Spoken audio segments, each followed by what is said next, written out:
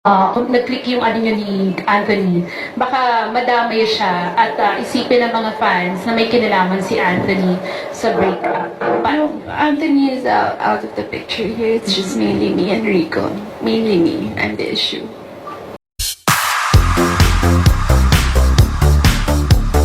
Mainit pa ring pinag-uusapan sa social media ang viral screenshots na ibinandera ni Jam Villanueva, ang ex-girlfriend ni Anthony Jennings. Habang marami ang naawa at nagpakita ng suporta kay Jam dahil sa panloloko umano ng aktor at ng ka-love team nito na si Maris Racal, ibinandera naman ng entertainment lawyer na si Attorney Jesus Falsis ang ilang peligro sa ginawang pagpo-post ni Jam recently. Ayon sa kanya, kahit dati pa ay marami na ang nagtatanong sa kanya kung ano ang legal na paraan upang i-post at i-share ang isang pribadong pag-uusap. I have always told them that there is such a thing called as the right to privacy. Even cheaters have human rights, say niya sa isang Facebook post. Paliwanag pa niya, the National Privacy Commission, NPC, clarified in a 2020 advisory opinion that the Data Privacy Act applies to screenshots if they reveal the identities of those involved. It is worthy to note that the processing, i.e., sending out the screenshot to another person, will only come under the scope of the DPA if personal data is indeed involved. If the conversation, screenshot itself, allows for the identification of the parties. If it is simply the content of the conversation, with names and other identities redacted or cropped out of the screenshot, it might not be within the scope of the DPA. Kaya kahit biktima raw ng panloloko, ang pagbabandera ng screenshots ay maaaring magdulot ng mabigat na parusa katulad ng kasong cyber libel at paglabag sa data privacy. So ano ba ang tama at dapat gawin? Yan ay inisa-isa ni Attorney Falsis sa kanyang FB at heto ang ilang tips niya.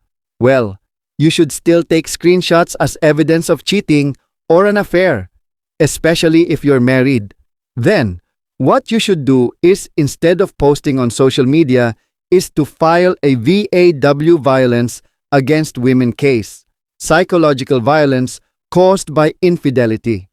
And if you're a public figure or celebrity, let the media report or cover it, then you'll get the publicity you wanted anyway without the legal liabilities for cyber libel and data privacy. Nabanggit din niya na ang mga screenshot kaugnay sa pangangaliwa ay pwedeng ihain sa korte bilang ebidensya. When you present the screenshots as evidence in court, that's when the Supreme Court ruling will apply, that taking screenshots of private conversion is not a violation of the right to privacy when used as evidence in a criminal case. Pagbabahagi ng abogado. Kasunod niyan ay ang kanyang personal na opinyon.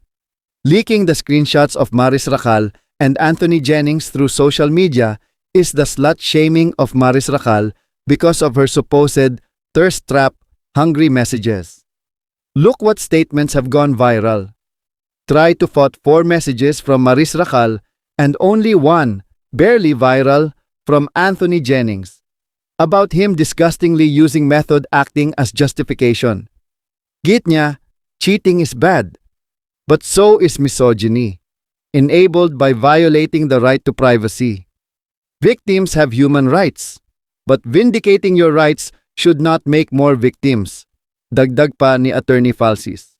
Pagbibigay diin din niya, even cheaters have human rights. Magugunitang inilantad ni Jam sa pamamagitan ng Instagram stories ang ilang maseselang screenshots ng pag-uusap ng aktor at ka-love team nito na si Maris Racal. Base sa serye ng post, nagsimula ito sa di umano'y nais lang ni Anthony na pakisamahan si Maris dahil mayroon itong personal na problema at ayaw lang nitong makaapekto ito sa kanilang trabaho. Hanggang sa ginagamit lang raw nito ang method acting para sa mas ikagaganda ng kanilang mga eksena. Mayroon ring parte ng screenshots kung saan nag-text si Maris ng "It was hot" kay Anthony na tumutukoy sa umano'y pag-make-out nila sa CR matapos ang isang party. May ilan pang mga masiselan na palitan ng mensahe sa pagitan ng dalawa at may pa "I love you" pa nga dahil sa mga pasabog ni Jam Naglabas ng official statement ang legal counsel ng ABS-CBN Star Magic na si Attorney Joji Alonso at tila may babala na posibleng magsampa ng kaso ang dalawang artista laban sa ex ni Anthony na si Jam Villanueva. Kung ang abogado at film producer na si Joji Villanueva Alonso ang tatanungin, ay walang nagawang krimen sina Maris Racal at Anthony Jennings. Pero, dagdag ni Alonso, maaari nilang kasuhan ang ex-girlfriend ni Jennings na si Jamela Villanueva ng cyber libel at paglabag sa data privacy. Assuming that all the screenshots are legit, the fact remains that Maris and Anthony have committed no crime. Their actions may be regarded as morally wrong, but they were never married to their respective partners. Paliwanag ng abogado. Jamela, on the other hand, may have committed at least 2 crimes with her actions, cyber libel and violation of data privacy. Dugtong niya. Punto pa ni Alonso. She cannot hide her actions under the guise of moving on. Yes, she may have experienced pain and betrayal, but this does not give her the license to violate the law. Kaya naman ganoon na lang ang pangungumbinsi ng mga fans ni Maris na sampahan ng mga kaso si Jam. Nagpipista na naman po ang social media. Grabe, grabe po. Tama lang yung desisyon ni Maris Racal na mag-off na ng kanyang comment section, ng comment box niya.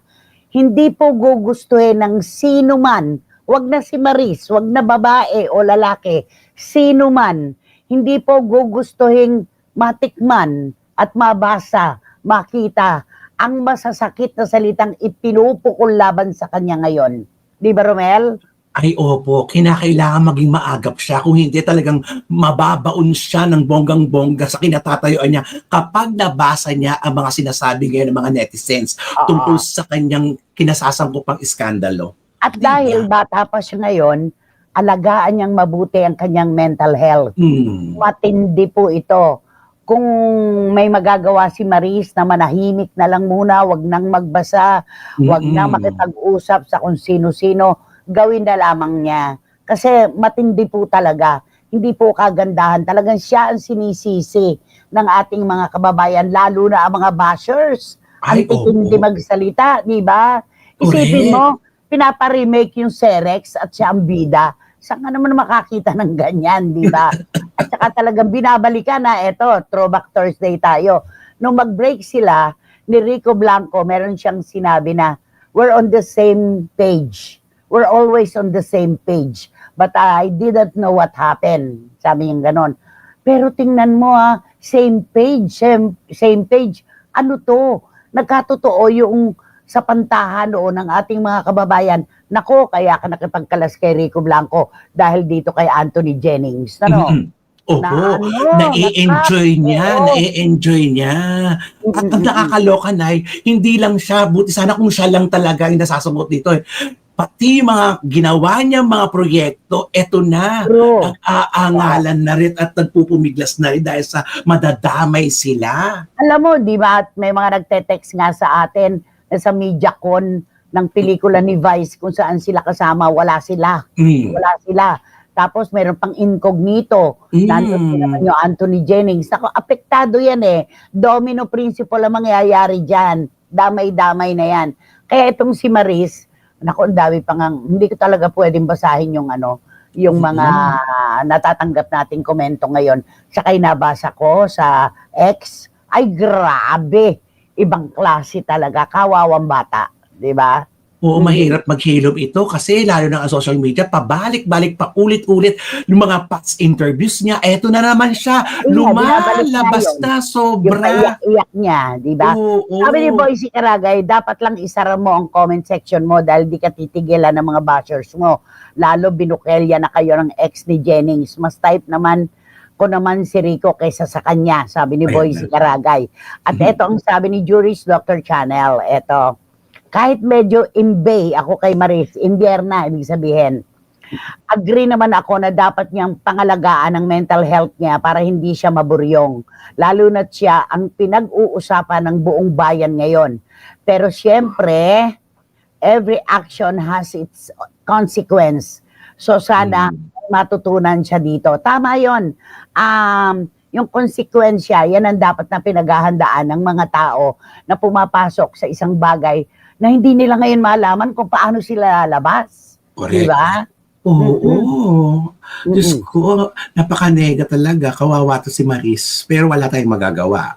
Eto naman ang Pinasok sabi ni niya yan. Philip Villanueva, ang titindi ng mga nakalatag na topic. Kaya po eto, wait na lang sa mga comments, lalo na ang kay Tita Nene Olanday. Salamat na tayo po. Philip, huwag ka mandahot ang aga-aga. Diba? Okay. Eto, kay Wating-Wating, i-edit ko to as I read this kasi kapapasok. Nanay, iba nga po you can't blame a woman who's deeply hurt. Cheating shouldn't be glorified and it's not right. Ang hindi acceptable, bago sana pinost ni Jam, inedit muna, masakit sa bilbil. Muntik na akong umabsent para mabasa lang ang combo text. Masakit daw sa bilbil.